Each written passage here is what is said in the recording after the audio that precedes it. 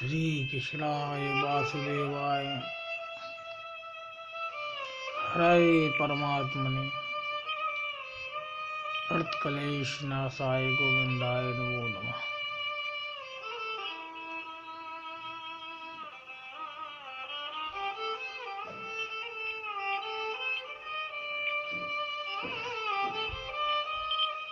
मेरे बालकृष्ण लाल की अद्भुत छवि जो श्रीमद् भागवत में समाई हुई है, उद्धव जी को भागवत रूप में भगवान श्री कृष्ण मिले, यह सब आप लोग जानते हैं।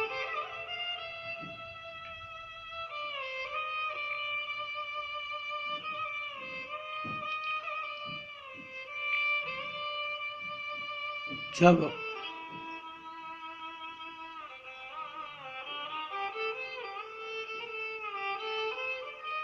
ज्ञान और वैरागी ऐसी दशा देखकर भक्ति से नारद जी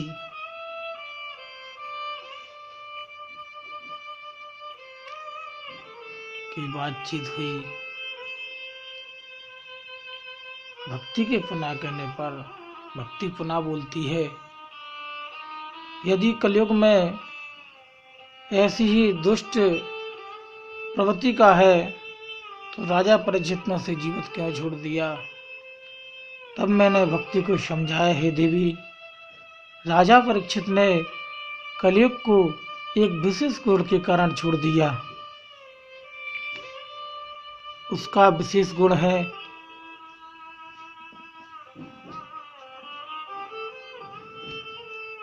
कि अन्य युग में हजारों वर्ष तक अथक तपस्या, जप, यज्ञ, ज्ञान, दान और धर्म कर्म करने के बाद भी वह फल प्राप्त नहीं हो पाता था जिस फल के प्राप्त करने की कामना जीव के मन में होती है, और वह फल कलयुग में केवल भगवत नाम के जप से प्राप्त हो जाता है। परंतु दुख की बात यह है कि इतना सहज होते हुए भी प्राणियों से इस कलयुग में यह सहज काम नहीं हो पा रहा है। ब्राह्मण, क्षत्रिय, वैश्य और शूद्र प्राय अपने कर्मों को त्याग कर क्रोध, लोभ और मोह एवं अहंकार रूपी बंधन में जकड़े जा रहे हैं। ब्राह्मणों का ब्राह्मणत्व समाप्त हो रहा है, क्षत्रिय अपने कर्म से विमुख हो रहे हैं, वैश्यों ने व्यवसाय में ईमानदारी छोड़कर झूठ, बेईमानी और अधर्म से धन संचित करने में लिप्त हैं। शूद्रों के मन से सेवा भाव निकलकर लिप्त हुआ जा रहा है। चारों दिशाओं में पाप और अनाचार का बोलबाला है। ऐसी विकट स्थिति में परम आवश्यक है कि कलयुग के मोह पाश को भंग के लिए मनुष्य श्री भगवत नाम का स्मरण करे और उनके गुणों का श्रवण करे। ऐसा सुनकर भक्ति नमन कर बोली, हे महामुनि, आप धन्य हैं, आप सबका कष्ट दूर करते हैं, मुझ पर दया करके मेरा भी दुख दूर करिए। मेरे पुत्रों को पुनः तरुणाई प्राप्त करने में और चेतनता वापस लाने में कोई उपाय कीजिए। मैं आपको साष्टांग प्रणाम करती हूँ। नारायण नारायण कहने के बाद नारद जी भक्ति से बोले, हे भक्ति, तुम अपनी समस्त चिंताओं को त्याग कर श्री वासुदेव के चरणों में स्मरण कर कृपा निधान करुणा के सागर वासुदेव की कृपा से तेरे कष्टों का निवारण अवश्य हो जाएगा। हे भक्ति, तू भगवान को प्राणों से अधिक प्रिय है। जिस स्थान पर तेरा वास होता है,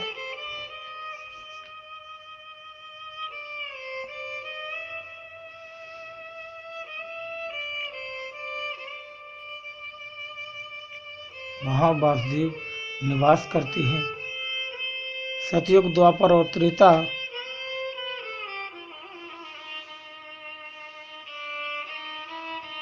युग में लोग बहुत ज्यादा तप, जब दान यज्ञ करते थे, इसके उनकी मुक्ति के द्वार खुल जाते थे। परंतु कलयुग में भगवत नाम के जपने से मुक्ति मिल जाती है, लेकिन इसमें तेरा अंश मिला होता है। ज्ञान और वैराग्य को कलयुग में पूछने वाला कोई नहीं है, फिर भी तेरा दुख दूर करने के लिए संसार में तेरी महिमा प्रकट करता हूँ। जिस प्राणी के मन में तेरा वास होगा, उसे यमराज का भय भी नहीं सता सकेगा और वैकुंठ धाम को प्राप्त होगा। श्री नारायण जिस पर प्रसन्न होते हैं, उसे अपनी निर्मल भक्ति प्रदान करते हैं। इसी से तू सर्वश्रेष्ठ है।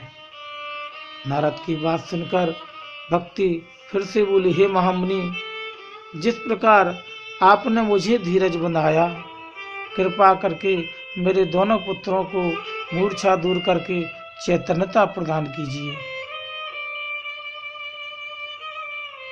नारद जी चारों ऋषियों से बोले, हे ऋषिगण, भक्ति के बार बार आग्रह पर मैंने ज्ञान और वैराग्य को जगाया, परंतु वे ना उठे और ना ही आंखें खोली। यह देखकर मैंने वेद मंत्र और गीता का पाठ किया। फलस्वरूप उनको कुछ चेत हुआ, परंतु ज्यों ही वे उठने को हुए, निर्बलता के कारण पुनः अचेत होकर धरा पर गिर पड़े। उनकी यह दशा देखकर मुझे बहुत ही दुख प्रकट हुआ। मैं बहुत ही घबराया। उसी समय आकाशवाणी हुई, हे नारद, इन्हें सत्संग द्वारा ही जगाया जा सकता है और सत्संग के लिए किसी साधु पुरुष की खोज करो। उस आकाशवाणी को सुनने के उपरांत में साधु पुरुष की खोज करने लगा।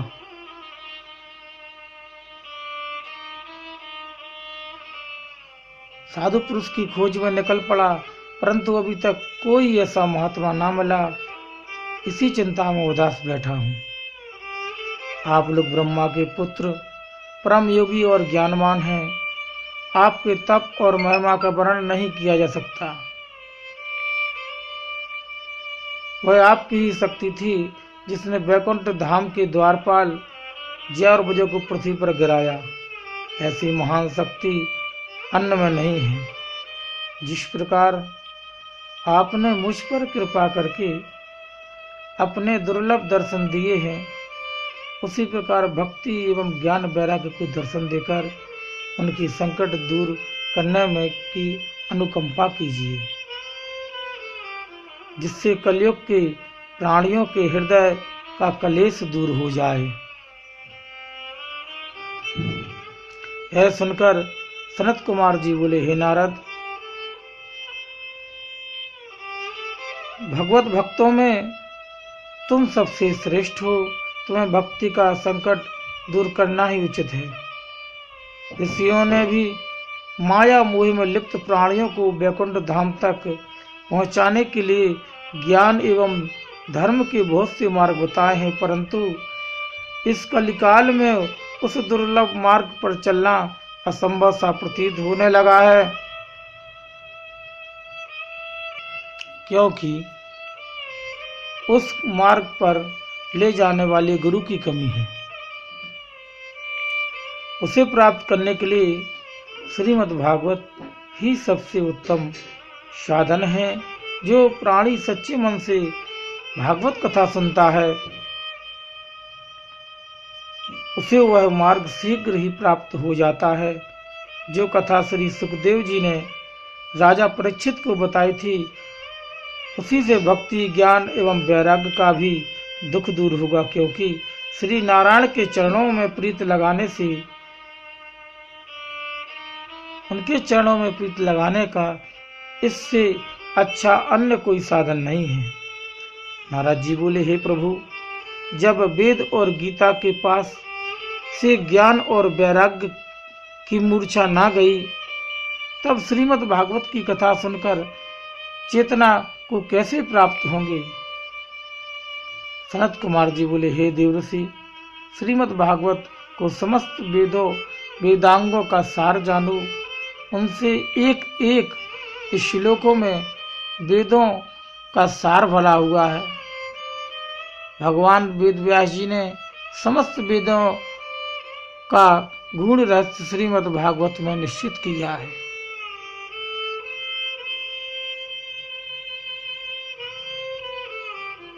अतः इस कथा को सुनने से समस्त वेदों का ज्ञान हो जाता है। इससे अलावा एक बात है कि कदाचित उसे आप भूल रहे हैं देवर्षि, वह यह कि श्रीमद् भागवत के मूल 4 श्लोक स्वयं श्री हरि नारायण ने ब्रह्मा जी को सुनाए थे। उन 4 श्लोकों के आधार पर ही वेद व्यास जी संपूर्ण श्रीमद् भागवत महापुराण की रचना समस्त प्राणियों को दुख हरने के लिए की है। नारद जी हाथ जोड़कर बोले, हे प्रभु, आपकी बड़ी कृपा जो आपने मुझे यह याद दिलाई। मेरे अहोभाग्य की आपके दर्शन मुझे प्राप्त हुए, क्योंकि यह सर्वविदित है कि सत्संग बहुत ही भाग्य से मिलता है। अब एक कृपा और कीजिए और यह बतलाइए कि श्रीमद् भागवत रूपी ज्ञान यज्ञ किस प्रकार और किस किस स्थान पर करना चाहिए, एवं यह यज्ञ कितनों दिनों में संपन्न होता है।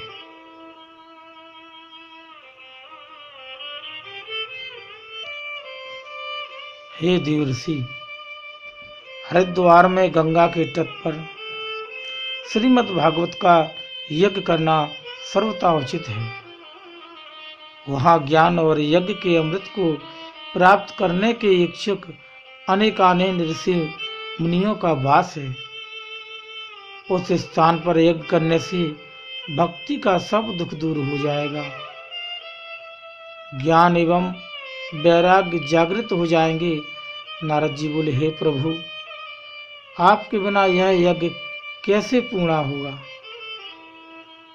मेरी विनय को स्वीकार कर आप भी अपने चरण कमलों को वहां तक ले जाने का कष्ट करें, आपकी अति कृपा होगी। नारद जी ने कहा। नारद जी का कहना मानकर चारों भाइयों ने उनके साथ हरिद्वार के लिए प्रस्थान कर दिए। वहां जाकर ऋषिगण से बोले, हम लोग यहाँ पर श्रीमद् भागवत रूपी यज्ञ का अनुष्ठान करेंगे, अतः इस कथा मृत को पान जिसको करना है वह सब इकट्ठे होकर ध्यान से इसका श्रवण करें। समाचार मिलते ही भृगु, वशिष्ठ, मेघातिथ, मार्कंडे, च्यवन, वेदव्यास, पाराशर और अन्य जितने भी ऋषि मुनि थे सभी उपस्थित हो गए। उनके अतिरिक्त समस्त नदियां मानव का रूप धारण करके वहां आ गईं। 14 भुवनों के गंधर्व, किन्नर, नाग और यक्ष लोग भी उस ज्ञान यज्ञ में भाग लेने के लिए आ गए। उस समय वैष्णवों, विरक्तों व महापुरुषों ने शंख ध्वनि के साथ गंभीर उद्घोष किया। सनत कुमार जी नारद से बोले, हे देवर्षि, हम तुम्हें यह कथा समस्त नदियां मानव का रूप धारण करके वहां आ गईं। 14 भुवनों के गंधर्व, किन्नर, नाग और यक्ष लोग भी उस ज्ञान यज्ञ में भाग लेने के लिए आ गए। उस समय वैष्णवों, विरक्तों और महापुरुषों ने शंख ध्वनि के साथ गंभीर उद्घोष किया। संत कुमार जी नारद जी से बोले, हे देवर्षि, हम तुम्हें वह कथा सुनाते हैं जो श्री सुखदेव जी ने राजा परीक्षित को सुनाई थी।